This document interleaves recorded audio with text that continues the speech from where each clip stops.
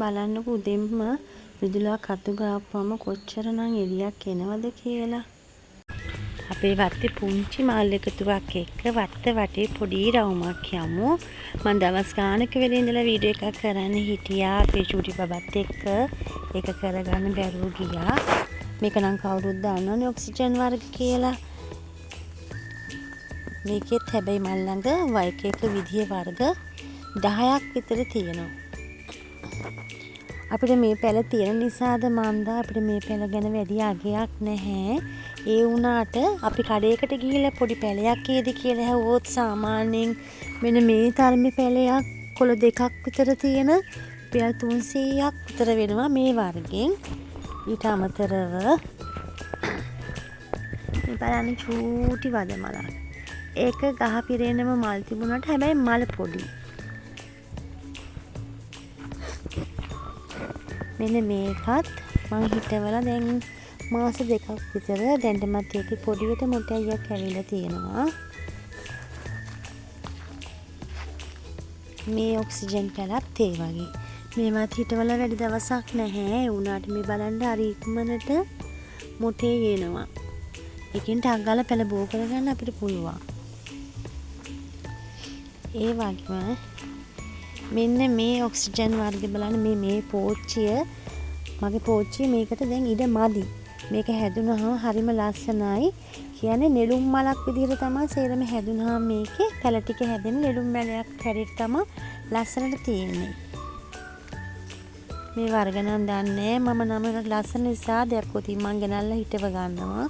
මේවත් මේ ළඟදී හිටව ගත්ත ඔක්සිජන් පැල.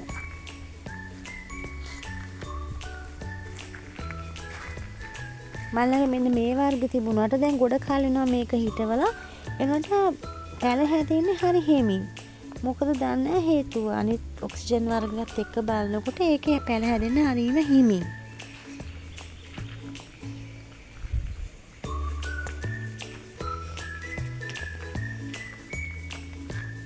මේ තියෙන්නේ තවත් ඔක්සිජන් වර්ගයක්. ඒකෙන් දැන් පැල ගොඩක් තියෙනවා. ඒවේ මම පැල හැදුනහම මගේ ළඟ ඉන්න ගෙවල් වල ඉන්න මගේ යාළුවන්ට මම පැල ගොඩක් නිකන් දෙනවා ඒගොල්ලන්ට. අපි දැන් යමු අපේ ගේ පිළිකන්නට. ඒ පැත්තේ මොනවද තියෙන්නේ මල් කියලා බලන්න. මෙන්න මේ පැලේ මම ගෙනාවේ රුපියල් 700කට. ඒකට මට ආස හිතුණා පැලේ මේ පැත්තෙන් තියන්න. මොකද මේ චූටි ගලුත් එක්ක මේ පැලේ මෙතනට හරි යනවා කියලා මට හිතුණු නිසා මෙන්න මේ වර්ගෙත් මේ ජාතියම වර්ගයක්. හැබැයි ඒක ගොඩක් උස යන නිසා මං කෙරුවේ ඒක පෝච්චි එකේ හිටෙව්වා. වෙසක් දවස්වලට මේ පැලේ මට ඕන තැනකට ගෙනිලා තියලා මේකේ මං බකට් එල්ලනවා.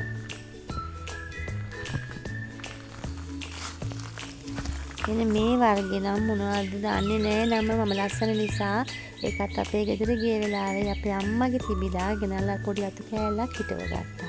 ඒකත් මල නම් ලස්සනයි. නම දන්නේ නැහැ. දන්නේ කෙනෙක් ඉන්නවා නම් කමෙන්ට් එකක් දාන්න. මෙන්න මේ පැලේ මම ගෙනාවේ රුපියල් 250කට චූටි අතු තිබුණේ. අතු මං හිතන්නේ 10ක් විතර තිබුණා. හැබැයි වටින්න මේ පැලේ මට හම්බ වුණා.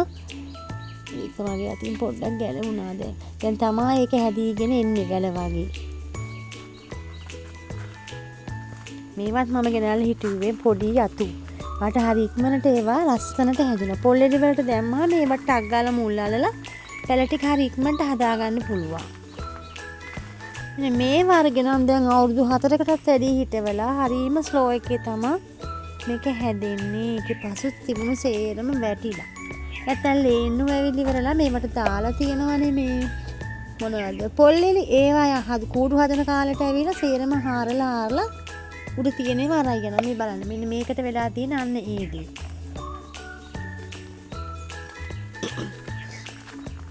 තව මෙතන තියෙන්නේ මගේ පොඩි ඇන්තූරියම් පැල. මේ වෙනන් තව මල් ආවේ නැහැ. ළඟදී හිටෙව්වේ හරි ඉක්මනට එනකොට මල් එයි. මෙන්න මේ වර්ගේ ටෙරා කියලා තමයි ඒ කඩේ ගත්ත ඇන්ටි කිව්වේ. මට නම අවතක වෙන නිසා මං ඒ ඇන්ටි කියලා ඒකේ නමත් ලියවගෙන මාවා. ඒ වගේම මේකේ නම් මම නම දන්නේ නැහැ. මට හරියට මතකත් නැහැ. මෙන්න බලන්න මේ ඇන්තූරියම් මල මම එතනින් ගන්නකොට කිව්වේ මට කළු පාට ඇන්තූරියම් පැලයක් දෙන්න කියලා. ඒගොල්ලෝ කිව්වේ මේක කළු පාට තමයි කියලා. ඒත් මං හිතන විදිහේ කළු නෙමෙයි. මේක මං හිතන්නේ බ්ලැක් කාඩිනල්. මං හරියටම නම නම් දන්නේ නැහැ. එනේ මේ වර්ගේ නම් බටර්ෆ්ලයි කිව්වා. මේක මල් ළඟ තියෙනවා. එනේ මේ જાතිය ඇන්තූරියම් මල්ටි කියලා මම නම දන්නේ නැහැ. දන්න කෙනෙක් ඉන්නවා නම් මට කමෙන්ට් එකක් දාන්න.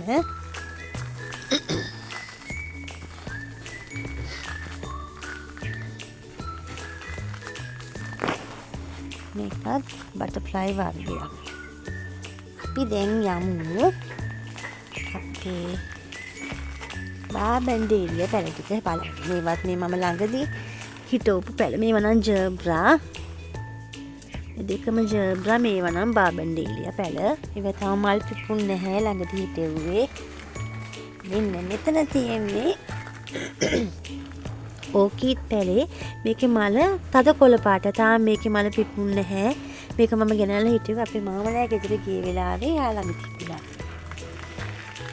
මෙන්න මේ ඔක්සිජන් වර්ගයට මම ගොඩක් ආසයි. හරි ලස්සනයි ඒක.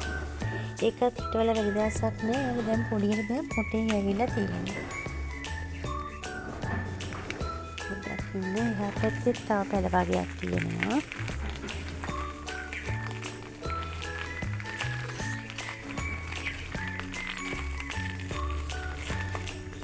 මෙන්න මේ වර්ගයේ කොච්චර කල් හිටෙව්වත් ඉක්මනට පැල බෝ වෙන්නේ නැහැ. ඒකට හේතුව මොකද දන්නේ? කොච්චර හිටවලා තිබුණත් එකම එක පැලයක් ආවොත් ඊළඟ පැලේට ගොඩ කල් යනවා. හේතුව නම් මම දන්නේ නැහැ. මට මේ වර්ග හරි ඉක්මනට පැල බෝ වෙනවා. මෙන්න මේ වර්ග පැලයක් මං එදා කඩේකින් ඇහුවා මේ ඔක්සිජන් වර්ගේ මෙන්න මේ තරම් පොඩි දඬු කෑල්ලක් කීයද කියලා. ඒක රුපියල් 1000ක් කියලා කිව්වා. මට නම් මේක මේ අපේ එහා පැත්තේ ගෙදර නංගි දුන්නු එකක්. ඒකේ දැන් මං හිතවලා තියෙන දැන් පොඩි පැලයක් ඒකේ ඇදීගෙන එනවා. මේක තවත් ඔක්සිජන් වර්ගයක්. ඒකත් මට එහා පැත්තේ ගෙදර නංගි දුන්නේ. ඒකට මං හිතන්නේ කියන්නේ පත්තෑය පැලේ කියලා. මොකද මේ බලන්නකො හැඩේ පත්තෑයකුගේ වගේ හින්දාද දන්නේ නැහැ කියන්නේ. දැන් අපි යමු මෙහෙම්මම අපේ කුස්සියේ පැත්තේ තියෙන මල් බලන්න. චුට්ටක් ඉන්න තව මෙතන තියෙන ලස්සන වද මලක්. හැබැයි ඒකේ තියෙනවා මම දැකලා තියෙනවා සුදු පාටයි රෝස පාටයි. මම දවසක් කොහෙද අපි කතරගම ගිහින් එනකොට දැක්කා හරි ලස්සන පාට ගොඩ තිබුණා. මල් ළඟ තියෙන්නේ දැන්ට මෙන්න මේ මල් විතරයි. බලන්න ඒක ලස්සන. ගින්දර පාටක් එකේ තියෙන්නේ. මේක කොච්චර අත හිටෙව්වත් හැබැයි චුට්ටක් හිටව ගන්න අමාරුයි. මොකද හේතුව කියලා නම් දන්නේ නැහැ.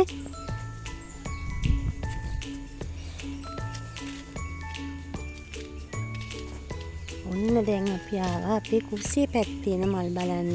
මම ගොඩක් කුස්සියේ පැත්තත් ඉස්සරහා වගේම තියන් ඉන්නවා. මොකද හැමෝම ගෙදරක ඉස්සරහා විතරයි පිරිසිදුව ලස්සනට තියාගෙන ඉන්නේ. මං එහෙම නැහැ. මට ඉස්සරහත් පිටිපස්සත් දෙකම එක විදිහට ලස්සනට තියෙන්න ඕනේ. මෙන්න මේකේ නම මම දැනගෙන හිටියේ නැහැ. මෙන්න මේ මල් වර්ගෙට කියන්නේ මනමාලි කියලාලු. මොකද ඒකට හේතුව මල් පිපිලා තියෙනවා නම් ගොඩක් උස තියෙන්නේ. මට උස නැහැ. ළඟට කරලා පෙන්නන්න. මේ බලන්නකො මෙන්න මේක හැදෙන්නේ මල් බොක්කයක් විදිහට. උඩින් ඉඳන්ම මල් බොක්කයක් හැදෙට තමයි ඒකේ මල් ටික හැදිලා තියෙන්නේ.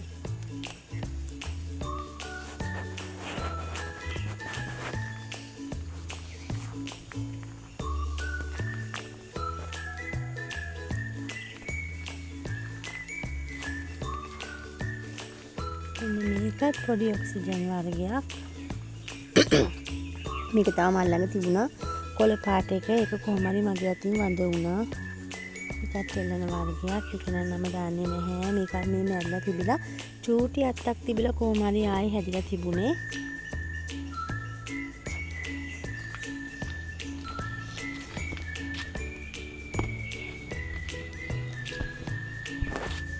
මේ තියෙන්නේ මං හිටවපු ලුණු පැල. ඒකෙන් නම් මං ගොඩක් කෑවා. දැන් මේ තව පැල දෙකක් විතර තියෙනවා. ඒක හැමම තිබ්බා. මේකත් මේ කිරි අතු జాතියක්. මේකට කියලා නම දන්නෙත් නැහැ මම.